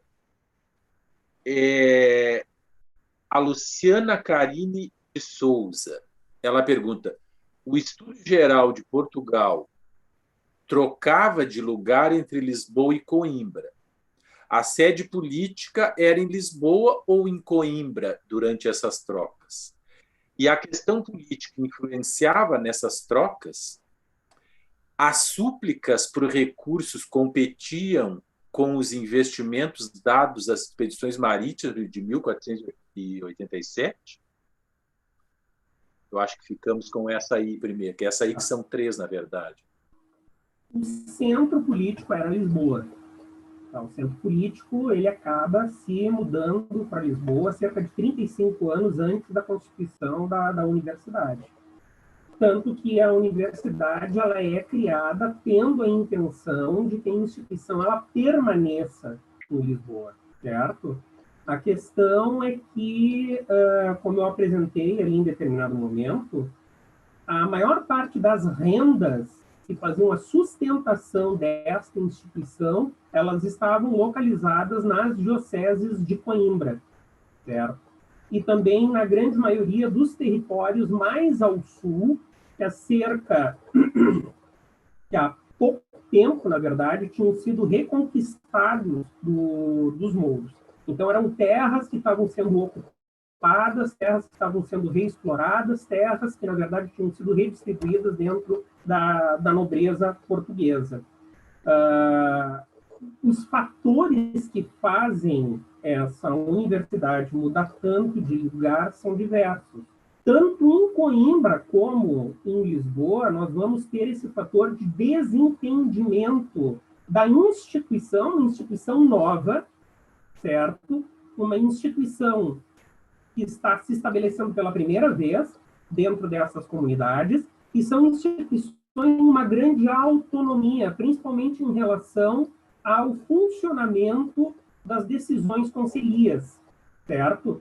Então, a oligarquia concelhia dessas cidades, elas se veem um tanto quanto desprestigiadas ou até mesmo passam a competir com a grande quantidade de privilégios. O que nós temos dentro dessas cidades, até que essa sociedade possa compreender o funcionamento dessa instituição, é que é uma instituição que, além de muitos privilégios, ela também tem muitas imunidades. Ela tem uma nova concepção de uma instituição independente e que acaba, muitas vezes, até mesmo contestando as normativas e decretos do Fórum de Conselho, né? Depois nós temos a situação da peste negra, que vai acabar afetando muito mais Lisboa do que Coimbra. Depois nós temos uma resolução de Afonso III, de que como a corte fica durante muito mais tempo em Lisboa, E a universidade, ela é um instrumento desse poder da corte. Esse instrumento tem que estar perto, tem que estar vinculado diretamente à corte, né? Então, são várias as questões que fazem essas idas e vindas entre Lisboa e Coimbra, tendo também em mente o que eu havia apresentado antes, que Coimbra, embora fosse uma cidade menor, fosse uma cidade mais calma, tal como o Dom Dinis pondera para transferir o funcionamento da universidade, ela era uma cidade de grande importância dentro do reino, dentro do período medieval, certo? E ela tinha as bases culturais, a estrutura cultural, a presença de mestres, a presença de alunos, que acabam sendo diretamente integrados e até acabam incrementando o funcionamento desta instituição, certo? Essa seria a primeira, Newton. Depois a segunda qual é? Que agora eu já me esqueci. A primeira era as súplicas por recursos competiam com os investimentos dados às expedições marítimas de 1487? Não, acredito que não. Era assim, ó, o rei e a igreja se dividiam no funcionamento e na manutenção desta instituição. O que concerne a economia, ao pagamento de prebendas e tudo mais, ficava nas mãos da igreja, certo? Quase sempre dioceses estavam sob controle padroado do rei. Tudo bem. Mas o sustento econômico partia da igreja. E o sustento e toda a parte burocrática, em termos de isenções, em termos de privilégios, em termos de imunidades, toda a parte legal do funcionamento ficava nas mãos do rei, certo? Então, na verdade, sempre existia uma preocupação muito grande de antemão de quais dessas dioceses efetivamente tinham condições de fazer um maior aporte para a sustentação dessa instituição. Já lá no século XVI, grande parte do funcionamento, grande parte da manutenção econômica da instituição vai partir do Mosteiro de Santa Cruz, que sempre foi um grande centro cultural dentro do reino, certo? Mas não apenas assim, essa situação de praticamente todo o investimento para manutenção da instituição a partir de uma paróquia apenas é bem mais raro. Na verdade, existe um grande conjunto de paróquias, tá, que acabam investindo na manutenção desse estudo geral dentro do reino, o que acaba, digamos assim, dissipando o esforço econômico.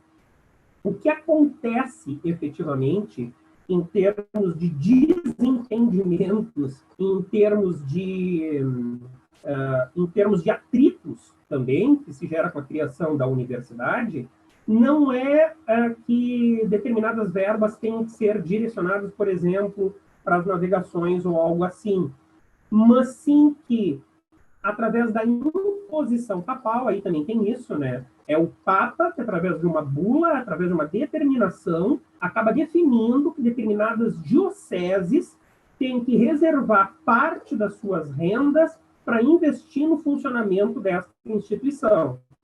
O que acontece é que essas dioceses, elas se veem prejudicadas, mas não podem fazer muita coisa, elas têm que obedecerem.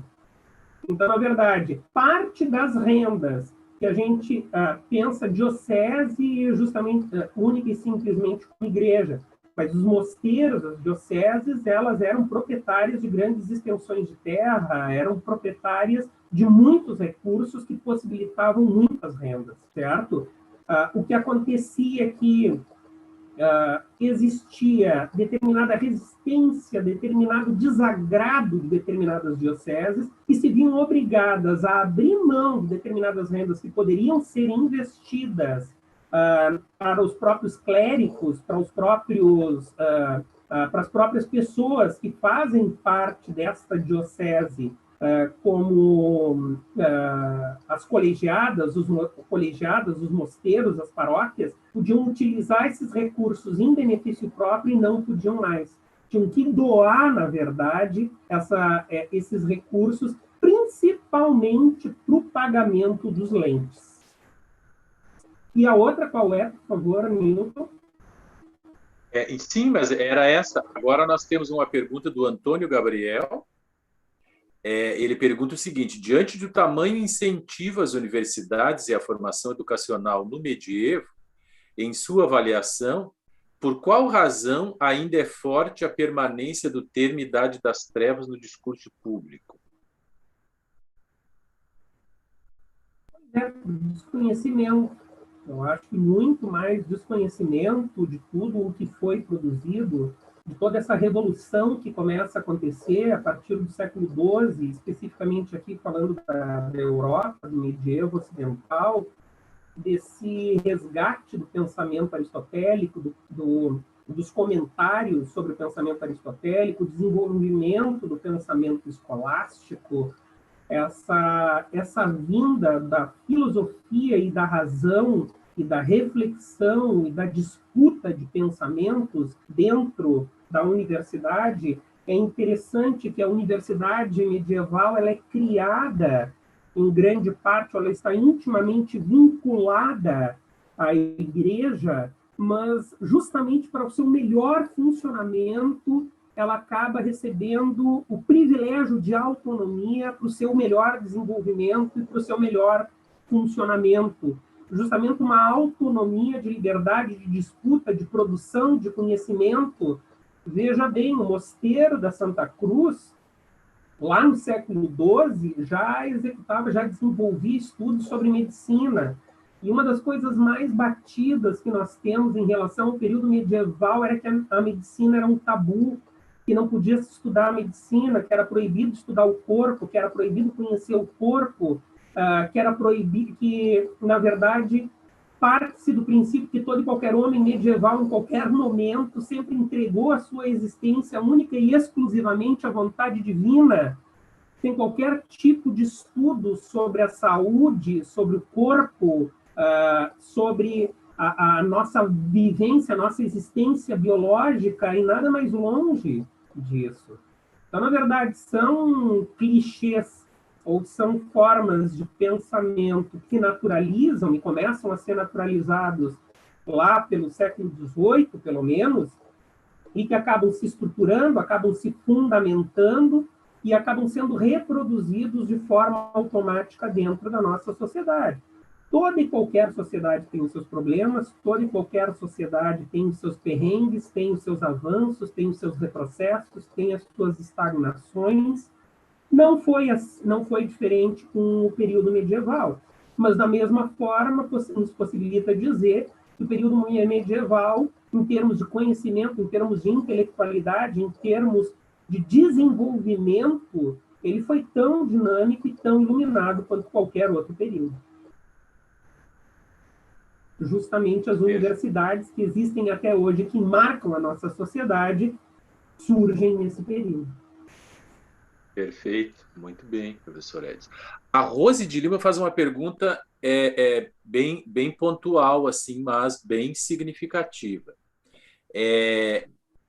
Esse crime contra a mulher incluía o estupro? Eu acredito que sim. Era o roubo de mulher, né? Então, sequestro de mulher, o roubo de mulher, eu acho que subentende-se o estupro, né? Porque tinha, desde o período medieval, e pelo menos até o século XIX, o início do século XX, a questão de que o rapaz, para poder ficar com a moça, ou para forçar o casamento, sequestrava a moça, consumia o ato, e aí era obrigado, na verdade, a realização do matrimônio. Acredito que o sequestro de mulher subentende-se, sim, uma violência sexual. Eram os casos em que um estudante ou um mestre poderia ser levado a julgamento secular, público, né? sem ser julgado exclusivamente pela igreja, pelo bispo, ou pelo mestre-escola, um tribunal acadêmico, digamos assim. Então, era sequestro de mulheres, homicídio e, obviamente, o que doía mais no bolso da coroa, que era a produção de moedas falsas. Eram os três crimes que os privilégios e imunidades não cobriam. Perfeito. Bem, gente, são 10:05 e nós temos, então, professor Edson, a última pergunta, que é do Gabriel Crispim de Barros. Então, depois da resposta do professor Edson a essa pergunta, nós encerramos, damos as últimas informações e encerramos. A questão de fazer Portugal passar por um processo de europeização está ligado, de alguma forma, como uma resposta intelectual ao antigo domínio árabe sobre a Península Ibérica? Pergunta o Gabriel. Olha, não sei te dizer, mas vou dizer o que eu acho. Até durante muito tempo se debateu, né, dentro da historiografia, principalmente dentro da historiografia espanhola, que a presença árabe teria contribuído no desenvolvimento da Península Ibérica, principalmente do Reino de Castela e tal, ou se teria representado um atraso e tal. Isso é um debate, se não me engano, aí se eu estiver chutando muito fora, me corrija, por favor, Newton. É um debate que se constitui lá no final do século XIX, início do século XX e tal. A gente tem que ter uma ideia de que grande parte da influência do desenvolvimento intelectual, acadêmico na Europa, ele provém diretamente de uma influência do Oriente.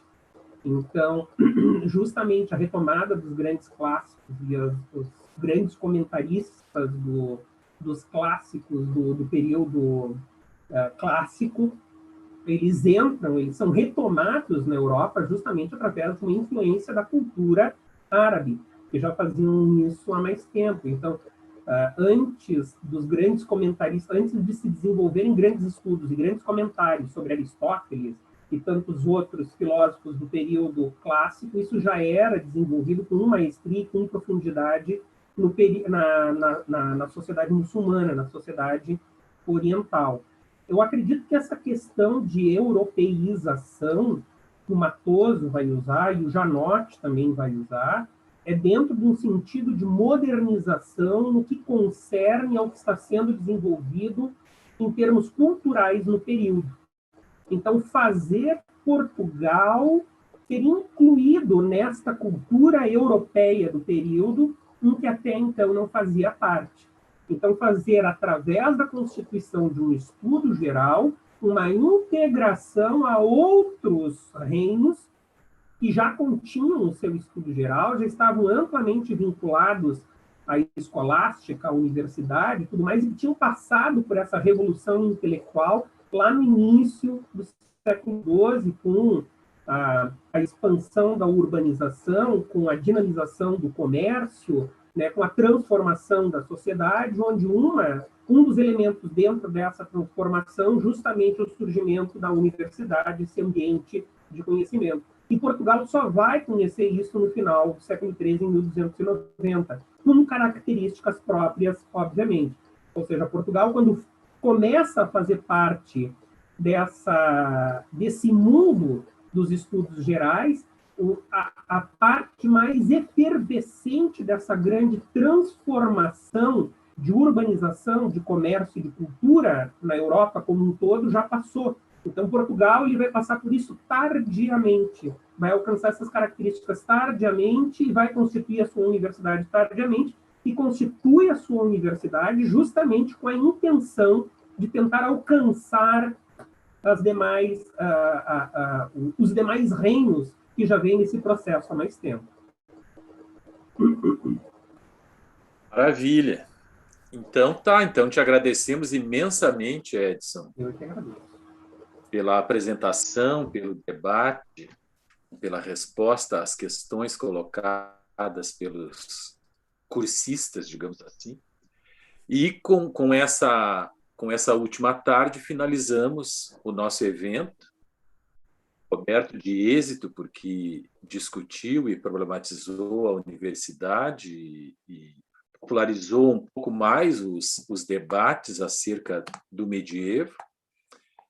E como dicas finais, só quero reforçar de novo que os certificados eles estarão disponíveis na plataforma do sistema de extensão da URGS, mas isso só ocorrerá daqui a uns 30 dias. De qualquer modo, fiquem tranquilos que nós vamos mandar e-mail avisando o momento em que os certificados estiverem disponíveis.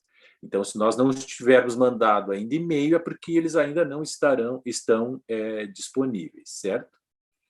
E lembrem que é preciso pagar um AGRU, que é um guia de recolhimento da União, que está dentro do sistema, o sistema vai mandar vocês fazerem o recolhimento, que é no valor, eu acho, de R$ 5 ou R$ 6, não estou bem lembrado, mas eu acho que é em torno disso. O valor do certificado.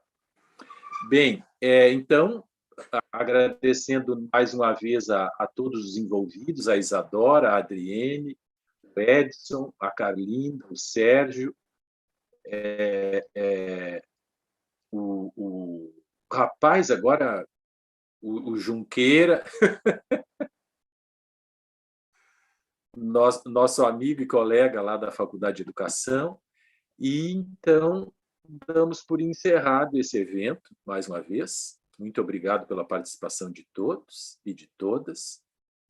E vacinem-se o mais rápido que for possível.